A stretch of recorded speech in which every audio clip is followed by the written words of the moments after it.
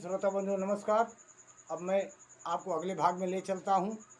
वहाँ आपको अगले ज्योतिर्लिंग के बारे में यानी घुसमा की शिव भक्ति से उसके मरे हुए पुत्र का जीवित होना, घुसमेश्वर शिव का प्रादुर्भाव तथा उनकी महिमा का वर्णन करने जा रहा हूँ।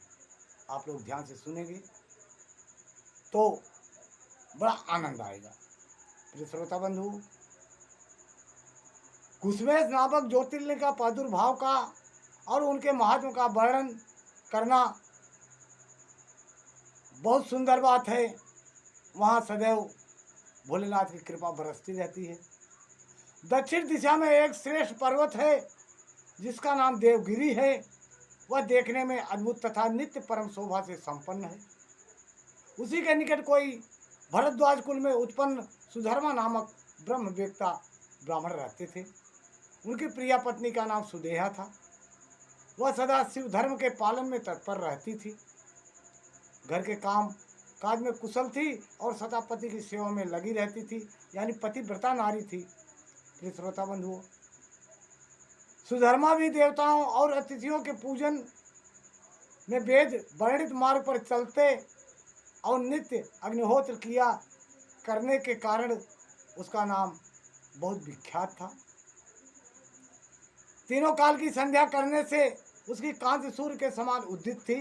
वे वेद शास्त्र के मर्मज्ञ थी और शिष्यों को पढ़ाया करती थी। उसके पति सुधर्मा भी बच्चों को पढ़ाया करते थे। धनवान होने के साथ ही बड़े दाता थे। सौजन्य आदि सद्गुणों के भाजन थे। शिव संबंधी पूजा कार्य में ही सदा लगे रहते थे। वे स्वयं तो शिव भक्त थे ही, उनकी पत्नी भी शिव की भक्तन थी।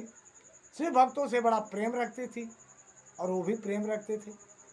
यह सब कुछ होने पर भी उनके पास कोई औलाद नहीं थी। प्रिय श्रोता बंधुओं, इससे ब्राह्मण तो दुखी नहीं होता था, परंतु उसकी पत्नी बहुत दुखी रहती थी। पड़ोसी और दूसरे लोग भी उसे ताना मारा करते थे। वह पति से बार बार पुत्र के लिए प्रार्थना करती। पति उसकी ज्ञान उपदेश देकर समझाते थे, परंतु उसका मन नहीं मानता था। अनधिगोत्ता ब्राह्मण ने कुछ उपाय भी किया, परंतु वह सफल नहीं हुआ। ब्राह्मणी ने अत्यंत दुखी होकर के अपनी बहन घुसमा से पति का दूसरा विवाह करा दिया। विवाह से पहले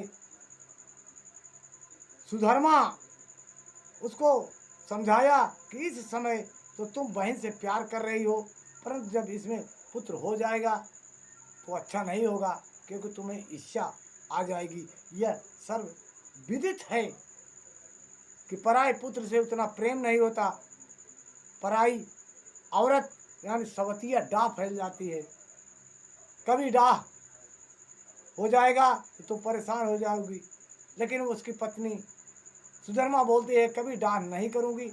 विवाह हो जाने पर घुसमा दासी की बात बड़ी बहन की सेवा करने लगी। सुदेहा भी उसे बहुत प्यार करती थी। घुसमा अपनी शिव भक्ति से ब्राह्मण का मन मोह ली थी और अपनी बहन का भी मन मोह लिया था। आज्ञा से शिव भक्तिन बहन, इसकी जो बहन थी आई थी, वो भी शिव की भक्तन थी। प्रिय श्रोता बंधु, उसकी बहन नित्य 101 पार्थिव शिवलिंग बनाकर विधि पूर्वक पूजा करने लगी। पूजा करके वह निकटवर्ती तालाब में उसका विसर्जन कर देती। प्रिय श्रोता बंधु, बहन भी शिव की भक्तन थी, पति सुधर्मा भी शिव के भक्त थे, और जो बहन आई घुसमा वो भी शिव की भक्तन निकली। 101 पार्थिव लिंग बना करके प्रतिदिन तालाब में विसर्जन करती।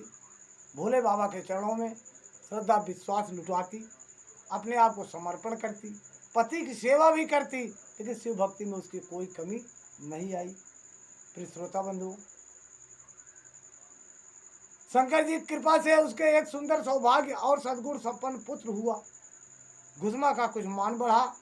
इससे सुदेहा के मन में डाह पैदा हो गई।